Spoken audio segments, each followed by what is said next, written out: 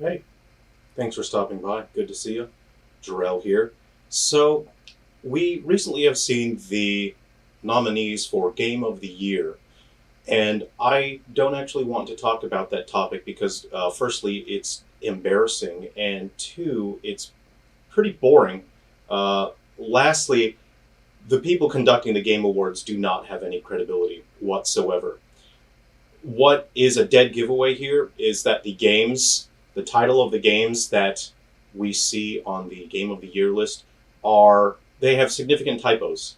Astrobot and Balatro are fine, but we have Black Myth Waking, we have Elden Ring Shadow of Eritrea, and Final Fantasy VII Rebirth. It's hard to get a typo there. And then we have Matapahor Re Fantasios. So I want to tell you something about event management, especially when it comes to something like this. This part of my career from years past was event management, working at the very top. Competence for these sort of events and these sort of awards comes from the very top. If the very top is incompetent, that trickles down. Incompetent leaders hire incompetent people. Competent leaders only hire competent people, and they weed out the incompetent. Whoever is running the Game Awards, absolutely and utterly incompetent. I have no respect for whatever's going on there if they cannot even spell the names of their games correctly. Let's go ahead and do a letter count here. Just combine all the letters of the names that we have here for the nominees, and we'll just put a count on screen of how many letters there are. And there are how many typos here? So 3 out of these entries, 50% of the entries have typos there. It's embarrassing. I would not want to address this topic. I don't want to address whoever is in charge of the Game Awards. I don't want to address whoever is responsible for the typos, because I don't punch down on people like that who, yikes, I'm just gonna keep my mouth shut because I don't want to insult anyone they're probably very young that's working on this. So instead of covering that boring topic, I want to show you something that's actually pretty interesting. This is something that you may not have even seen before. This is an antique instrument. They generally come from, you see some from the 20s, those have basically disappeared, so the 1920s, 30s, and into the 40s. This is called a ukelin. Now, this one in particular was manufactured, let's see, it says Manufacturers Advertising Co., 93 Ferry Street, Jersey, New Jersey.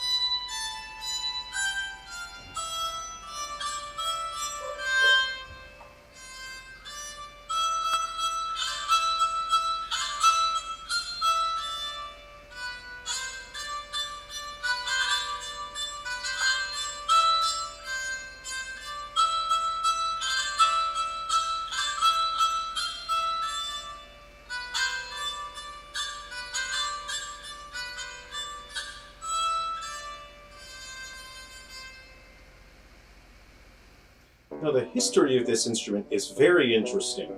When it was originally conceived, it was to allow people who didn't have much or any musical experience to be able to play music. So it was reaching to a wider audience. By doing that, they hoped that they could show people that they can play music by numbers. If you have a look at the instrument here, you will see numbers. There is a metal stand that attaches here, and you can sit your music and play music by numbers. So they were trying to appeal to the wider audience by making this easier to play. The problem was, it wasn't actually that easy to play. And the only way they can sell this was to give this to salesmen. And of course, when this was originally conceived, they were hoping that salesmen traveling door to door would work in good faith. But it may have started out in good faith, but what happened was salesmen would actually travel via train, and they would stop off at a town somewhere, and they would either go to a bar where men were already drinking and already lubed up, or they would go home to women when their husbands were out working, and they would convince the wives to purchase this by doing a big song and dance and a spiel with their sales pitch. They would convince the wife that, hey, this is a pretty good instrument, you can buy this, it's easy, you can play music. Then the salesmen, after dumping these on people at the bars, on people at home, hop on back on the train and leave town before anyone could ask for a refund. It turned out it's quite difficult to maintain, to keep it in pitch, to actually physically play it. It's quite difficult, and it wasn't easy to just play by numbers. So something that started out in good faith, that they were trying to do something good for everyone, people came in that were just driven by greed, that were quite lazy, and they ruined it by turning it into a scam. They took something good and they turned it into a scam. People were enjoying music. This could have done well if it was sold correctly, if they were truthful about the way they were selling it, if they found the right people to play this instrument, to sell this instrument to, and if they actually taught people about the instrument. This could have been a great part of American history. But instead, a bunch of lazy scammers came in and ruined it for everyone. So what happened was the company that produced and sold these, when they found out those salesmen were ruining this, they decided, look, okay, there's no way to stop that. We have to stop manufacturing these. We have to stop selling them. I believe they stopped selling them around the late 50s to early 60s when they realized that unscrupulous people were taking advantage of the situation and ruining it for everyone.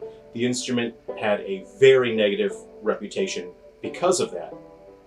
Now, I was very lucky to be able to obtain one of these via auction, and I have restored and repaired this. I've spent basically my entire life developing skills so that I would be good at things like this. I can identify what the strengths and weaknesses are of an instrument like this. I can identify whether or not it is worth salvaging, whether it can be salvaged, and then I figure out what do I need to do to actually fix something that was ruined by a scam, by people who were acting selfishly, out of greed, out of poor faith, out of bad faith.